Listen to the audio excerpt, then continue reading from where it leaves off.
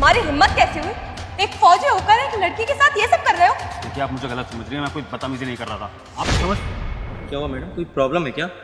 अच्छा वो भैया आप आ गए। ये फौजी होकर मेरे साथ बदतमीजी करने की कोशिश कर रहा था और पीछे से इसने ये बोतल मेरे मार दी।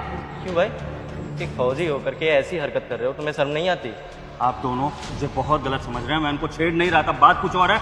मेरे पास आपको एक्सप्लेन करने का टाइम नहीं है, सिचुएशन कुछ और है। प्लीज मुझे जाने दीजिए, छोड़िए। तुम यहीं खड़े रहोगे और मैं अभी पुलिस को कॉल करूँ। अरे अरे,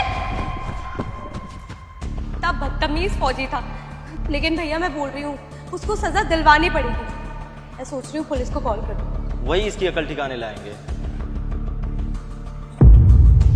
भैया मेरे पर्स में तो पैसे थे, अब ये पर्स खाली है। आप अच्छे से याद करिए कि पैसा कहाँ रखा था आपने, बैग में ही रखा या कहीं और पे रखा है? याद है कि मैंने पैसे एटीएम से निकाले थे और निकाल के मैंने अपने बैग में रखे थे। मैं बस जा ही रही थी कि वो फौजी आ गया। मुझको समझ नहीं आ रहा कि मेरे पैसे गए तो गए कहाँ। मैडम कहीं ऐसा तो नहीं कि फौजी ये पैसा चुराने के चक्कर में आपके साथ बदतमीजी की और फिर पैसा चुरा के भाग गया? हाँ बिल्कुल ठीक बोल रहे हैं। एक सेकंड रुकिए। आपके पैसे। जरूर तुमने ही चोरी करे हैं ना ये पैसे?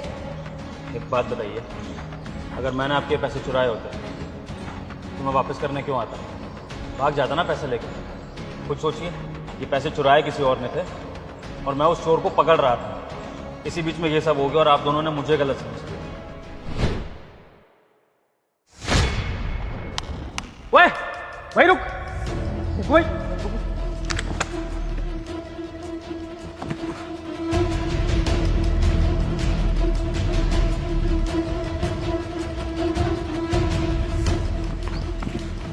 पकड़ लिया। चोर कहीं के, पैसे वापस दे।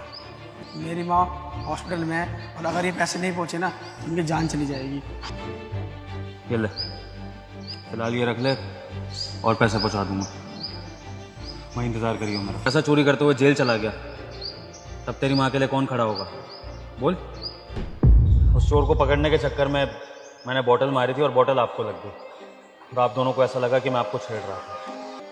आप लोगों को अपनी सोच बदलने की ज़रूरत है और बिना पूरी बात जाने कभी भी किसी को गलत समझना नहीं चाहिए, और ख़ास करके एक देश के फौजी को तो बिल्कुल भी गलत नहीं समझना चाहिए। Sorry sir. इट्स ओके, चलता हूँ।